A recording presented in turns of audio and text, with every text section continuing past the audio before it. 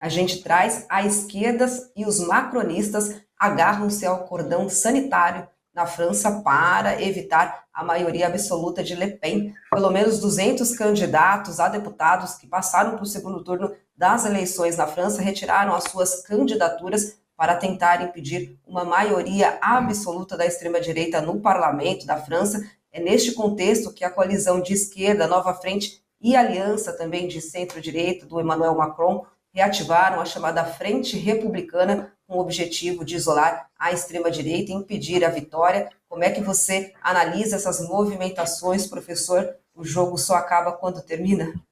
Bom, quais são as novidades? Ontem, 18 horas de lá, 13 horas do Brasil, encerrou o prazo para as desistências. E houve mais de 220 desistências. Eu vou atualizar os números. Lá são 577 vagas. 77 já resolveram a parada. Então, pelas minhas contas aqui, nós vamos ter eleições em 500 distritos. Um único distrito, a eleição vai ser quadrangular. Tem 4 que vão disputar uma vaga. Volto a dizer, lá não são só os 2 maiores que vão para o segundo turno. Quem teve acima de 12% vai. Como eram 4 partidos, os 4 fizeram 12 neste único distrito. Aí tem o que isso é eleição quadrangular. Aí tem o que eles chamam de eleição triangular. Então, são 3 disputando uma vaga. Não são muitos, são 94 só, não é? Porque tem 405 que eles chamam de duelos. Duelo lembra o faroeste, né? Você vai dando aquele espaço, vira, e é um duelo. Duelos são de 2, né? 405 duelos. Bom, esses 220 que retiraram a candidatura, quem eram esses? Eram os terceiros colocados. Se eles não retirassem, seriam eleições triangulares. Mas eles compreenderam que tem que retirar e apoiar o segundo lugar se a direita ficou em primeiro, porque tem muitos distritos que terão só 2, mas não é a direita em primeiro, não é? Então aí ele apoia o primeiro, que é ou de esquerda ou é do Macron. De certa forma, funcionou este apelo. A esquerda atendeu o apelo, não teve dúvida. Os macronistas vacilaram em alguns lugares. Na maioria, eles retiraram. Ou seja, eles estavam em terceiro e vão apoiar um de esquerda no segundo lugar para derrotar o fascismo. Mas eles vacilaram em alguns lugares, por isso que tem muito triangular. A esquerda não vacilou em lugar nenhum. O cara está em segundo lugar, é um macronista, é ruim para chuchu, mas é menos ruim do que o fascismo, né? Então a esquerda, digamos assim, cumpriu um acordo que não foi um acordo assinado, né? O Macron não disse, nós vamos cumprir isso. Não disse. Ele apoiou a ideia, mas ele não tem o controle total aí de todos os seus candidatos, né? Bom, qual é o resumo? O mais importante é o resumo da situação. Nos que são o duelo, que são 405, eu quero aqui mostrar para vocês, em 149 é a direita versus a Frente Popular. Presta atenção, então o segundo lugar é a esquerda, né? Provavelmente a direita retirou. Em 132, então é menos, é a direita fascista e o macronismo. Então, 132. Nesses lugares, provavelmente, o cara de esquerda retirou, né? Em apenas 44, quando eu falo direita, é o fascismo, né? A extrema-direita, com os republicanos. Então, provavelmente, nesses 44, esquerda e o Macron retiraram, né? Ou um ou outro.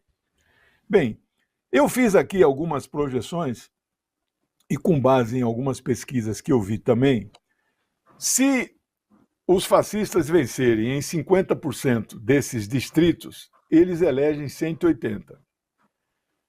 É um pouco mais do que tem hoje, tem 170. mas é provável que eles vão ultrapassar essa marca de 50%. Então, se eles elegerem em 70%, eu não acho que vão passar deste índice. Ainda assim, eles fazem 230. Para ter maioria sozinhos e governar sem nenhuma aliança, eles precisam de 289. Tudo indica, está tudo caminhando para que eles não vão conseguir a maioria, mas vão fazer uma bancada muito expressiva. Eu não conheço os detalhes, vi agora uma matéria no Le Monde dizendo o seguinte: o Macron é obrigado a indicar o que teve mais voto, que aí seria a direita, para ser o primeiro-ministro, ou ele pode indicar alguém da esquerda que ficaria em segundo lugar. Eles estão debatendo. Me parece que a Constituição é omissa em relação a isso. Na hipótese dele ser obrigado a indicar o mais votado, ele vai indicar o partido da Marine Le Pen, e o nome candidato deles a primeiro-ministro é aquele tal de Bardella, né? Que é neto de italiano, é Bardella, mas lá a pronúncia é Bardella. 28 anos, é um fascista, um homem de extrema-direita, misógino, né? Contra o aborto, essas coisas que a gente conhece, né?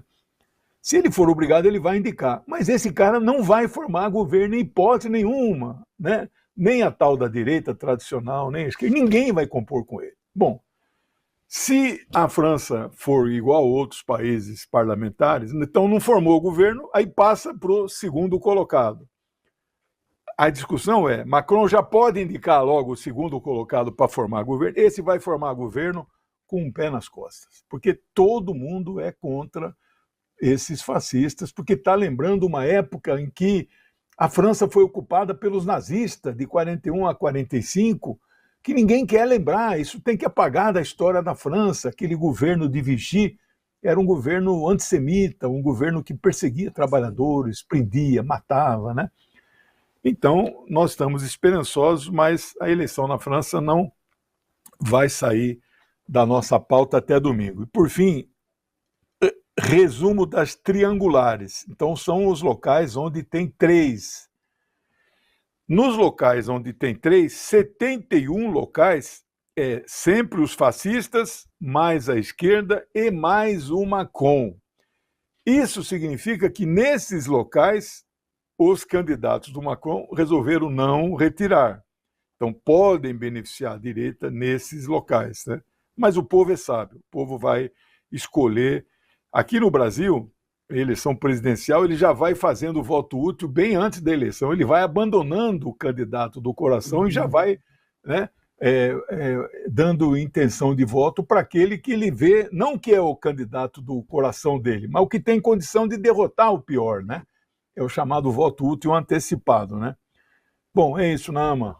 É o que nós temos de informações analíticas sobre a eleição francesa, né? Que é mais importante que a inglesa, viu?